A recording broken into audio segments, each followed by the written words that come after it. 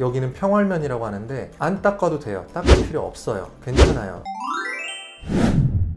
안녕하세요. 치과의사 송카롱 송정현입니다. 오늘은 잇몸병과 잇몸 치료에 대한 얘기를 해보려고 해요. 저희가 이제 유튜브도 찍고 블로그도 쓰고 하다 보면은 가장 조회수가 높고 가장 관심을 많이 가지시는 분야가 뭐 잇몸병이나 잇몸 치료에 대한 거더라고요. 뭐 스케일링이라든가 치근 활택술 이런 것들에 대해서 많이 궁금하신가 봐요. 그래서 오늘은 그 얘기를 좀 해보려고 하는데, 일단 잇몸의 염증이 어떤 상태인지 이해하는 게 중요하거든요. 염증이라는 건 우리 몸에서 대표적으로 4가지 반응을 일으켜요. 하나는 통증, 당연히 아플 수 있고, 하나는 붓는 거, 부종, 그리고 열이 나고 피가 나는 거예요. 그래서 이 4가지 현상이 일어날 때 우리가 염증이 있다라고 표현을 할 수가 있는데, 뭐 염증이 사전적인 의미를 떠나서 염증이 있으면은 이 4가지 현상이 일어난다라고 얘기할 수 있는데, 잇몸에서도 붓고 피나고 시리고 뭐 이런 거 얘기 많이 하잖아요. 그런 상태를 잇몸의 염증 상태라고 부르는 거고, 그런 염증 상태를 치료하기 위해서 뭐 스케일링이라든가 아니면은 뭐 치주 소파술, 치은박리 소파술, 치근 활택술 이런 잇몸 치료를 하는 거예요. 그래서 잇몸의 염증이 진행된다는 게 어떤 의미냐? 제가 컴퓨터로 이미지를 보면서 설명을 좀 드려볼게요. 이런 걸 치면 여러 가지 이미지들이 나오는데, 이 이미지 괜찮은 것 같네요. 자. 보시면 이 치아의 뿌리가 여기 보이는 이 누르스름한 뼈에 둘러싸여 있고, 그 위에 잇몸이 이렇게 덮여 있는 거죠. 근데 이 사이로, 우리가 치은열구라고 하는 이 사이로 자꾸 음식물, 치석, 치태 이런 것들이 끼면서 거기에 있는 세균들이 자꾸 염증 반응을 일으키고, 그러다 보면은 이 잇몸, 그리고 이 잇몸 뼈에 염증이 퍼지게 돼요. 잇몸에 염증이 생기면 우리 잘 알다시피 붓고 피나고 열이 나고 빨갛게 되고 뭐 이런 증상들이 나타나고요. 근데 거기까지는 원인이 될 만한 세균이나 이런 것들이 청소가 되고 깨끗한 상태가 유지가 되면은 다시 정상적인 상태로 회복이 될 수 있는데, 그 염증이 심해지고 하다 보면은 어떤 상태가 되냐, 이 틈이 있다고 했잖아요. 이게 치은열구라고 하는 건데, 이 틈이 염증 때문에 점점 더 벌어져요. 더 벌어지면서 이 틈을 우리가 치주낭이라고 하는데, 이 치주낭이 점점 깊어지면 그 사이로 음식물이나 세균 같은 게 더 깊이 들어가고, 그런 것들은 칫솔질, 스케일링 이런 거에 의해서 청소가 안 되고 미궁으로 빠지게 되는 거죠. 그러면서 이 주변을 둘러싸고 있는 뼈에까지 염증이 퍼지고 하면은 뼈가 염증 때문에 점점 이렇게 녹아요. 녹으면서 이 레벨이 낮아지는 거예요. 치은 잇몸의 레벨이 낮아지면서 뿌리가 점점 더 드러나게 되고, 치주낭은 더 깊어지고 악순환이 반복이 되는 거죠. 그래서 건강한 상태에서 그냥 위에 덕지덕지 치석이 조금 껴있다, 세균이 좀 엉겨붙어 있구나 싶은 거는 칫솔질이나 스케일링으로 제거를 하는 거고, 그리고 치주낭의 깊이가 한 2-3mm, 3-4mm 정도까지 진행이 됐다, 요거는 칫솔질만으로는 깨끗하게는 안 되겠다, 잇몸 밑에 치석이 있다, 꼈다, 그러면은 치근 활택술, 루트 플레이닝이라는 과정을 통해서 뿌리 쪽을 좀 깨끗하게 다듬는다 라고 이해하시면 돼요. 그리고 그게 치주낭이 한 4-5mm 이상 진행이 됐다라고 하면은 마취를 해서, 많이 아플 거예요. 깊이 들어가야 되니까.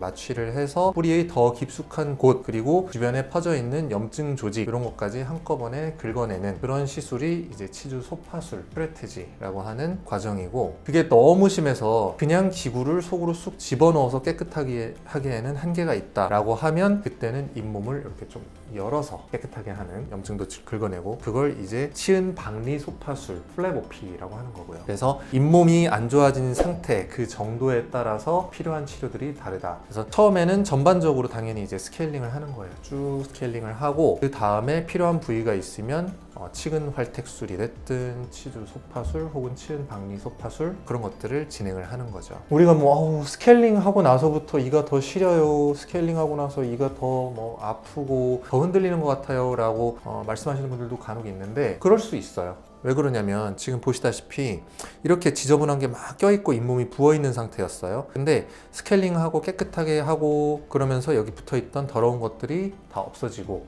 그러면서 건강한 치근면이 노출이 되면서 부어있던 잇몸도 가라앉고 하면은 이 부분의 치근, 뿌리 표면이 더 노출이 될 수밖에 없거든요. 그러면 시릴 수 있어요. 그리고 이 주변을 꽉 잡고 있던 치석이 떨어지게 되면 이하고 막 이끼리 엉겨붙어서 치석이 형성되어 있는 경우도 있거든요. 그것들이 제거가 되고 나면은 이제 뭔가 헐렁헐렁하면서 이가 흔들리는 느낌이 날 수도 있고요. 그래서 스케일링이나 잇몸 치료 후에 오히려 조금 안 좋은 느낌이 날 수도 있다는 거는 어느 정도 한계는 좀 있는 것 같아요. 근데 그게 잇몸이 건강해지는 과정이라고 생각하셔도 될 것 같습니다. 그래서 잇몸이 안 좋은 정도에 따라서 치과에서는 평가를 하는 거죠. 뭐 사진을 보고 뭐 우리가 치주낭의 깊이를 잰다고 해요. 측정을 해서 잇몸이 어느 정도까지 안 좋은가, 그러면은 여기는 스케일링으로 끝나고 여기는 뭐 다른 추가적인 잇몸 치료를 1단계, 2단계, 3단계 이렇게 진행을 해야겠다 계획을 세워서 진행을 하는데, 뭐니 해도 제일 중요한 건 본인이 스스로 관리를 잘 하는 거거든요. 그래서 저희는 잇몸을 꼼꼼하게 치료를 해드리는 것도 굉장히 중요하게 생각을 하지만, 관리를 스스로 잘 하실 수 있도록 교육을 시켜드리고 관리가 잘 됐나 체크를 하고 그런 것들을 굉장히 꼼꼼하게 보고 중요하게 생각을 해요. 그거를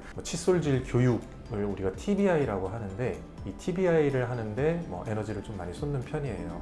그래서 잇몸 상태에 따라서 얘기할 수 있는 것들은 너무너무 많지만, 그냥 간단하게 저희가 칫솔을 하나 예를 들어서 어떻게 이를 닦는 게 좋은가라는 걸 설명을 잠깐만 드려보자면, 짠! 그냥 샘플로 하나 가져온 거는 루셀로라고 하는 브랜드에서 나오는 칫솔인데, 칫솔 모가 탄력이 좋고 이런 것도 장점이긴 하지만, 이 끝부분에 보면은 약간 이렇게 튀어나온 부분이 있거든요. 이 튀어나온 부분이 어금니 후방부라든가 조금 깊은 잇몸 사이 틈 이런 데를 닦아주는데 굉장히 유리해요. 이걸 가지고 예를 들어서 설명을 해드리자면은, 아주 간단한 부분만 설명을 드릴게요. 우리가 칫솔질을 하는 목표를 이 치아의 바깥쪽 반들반들한 판판한 면을 빡빡빡빡빡 닦아서 광을 내는 걸로 생각하시면 안 됩니다. 여기는 평활면이라고 하는데 안 닦아도 돼요. 닦을 필요 없어요. 괜찮아요. 왜 그러냐면은 혀, 뺨, 심지어는 돌아다니는 음식물에 의해서도 이런 데는 충분히 잘 닦이거든요. 우리가 공략을 해야 될 지점은 이하고 잇몸 사이, 이하고 이 사이, 그리고 치아의 표면이 씹는 면이에요. 이 씹는 면에 불룩불룩한 이 구조의 틈새. 그러니까 대표적으로 제가 세 가지를 말씀을 드렸는데, 이 틈새들을 잘 닦는 게 굉장히 중요합니다. 그래서 칫솔질을 하실 때 이를 이렇게 칫솔질을 하잖아요. 칫솔을 넣어서 내가 반들반들한 면을 빡빡빡 닦아야지 이렇게 하실 필요는 전혀 없고, 자, 입을 크게 벌리고 거울을 보면서 생각을 해보세요. 내가 이하고 잇몸 이 틈새에다가 칫솔질을 약간 45도 각도로 넣어서 거기를 솔질을 해줘야겠구나 라고 생각하셔야 돼요. 솔질을 하는 방법은 물론 여러 가지 칫솔질 방법에 따라서 다양한 방향이 있기는 한데, 양옆으로 하시든 위아래로 하시든 아니면 동글동글하게 하시든 약간 진동을 주시든 여러 가지 방법이 있거든요. 이런 거는 치과에서 교육을 받으시는 게 좋을 것 같고요. 그래서 치아하고 잇몸의 틈새에 칫솔모를 약간 비스듬히 집어넣는다라고 생각을 하시고, 너무 세게 하시면 안 돼요. 약간 살짝 집어넣는다라고 생각하시고, 거기에서 이제 좌우가 됐든 동글게든 이렇게 솔질을 해내시는 거예요. 그리고 이 윗부분 이런 데도 뻑뻑뻑 잘 닦아 주셔야 되고, 여기 이 칫솔 같은 경우는 이렇게 튀어나온 돌기 부분, 그 부분으로 이 맨 뒷치아의 뒷부분 여기도 닦아 주셔야 되고, 그래야 치아와 잇몸 사이의 틈이 잘 닦이는 거예요. 그리고 이하고 이 사이의 틈, 거기는 이 칫솔이 충분히 깊게 들어갈 수가 없어요. 그런 곳은 치실이나 치간 칫솔을 써주시면 훨씬 효과가 좋은 거죠. 사람마다 입안의 구조, 치아의 배열은 다 다르기 때문에 일괄적으로 말씀드리긴 어렵지만, 그래도 칫솔질을 어떻게 하시는 게 좋은가라는 걸 당연히 저희 치과에서도 설명을 많이 드리는 편이고, 제가 수드, SOD, 수드라든가 다른 다양한 기회를 통해서 강연이나 이런 것도 많이 하거든요. 그래서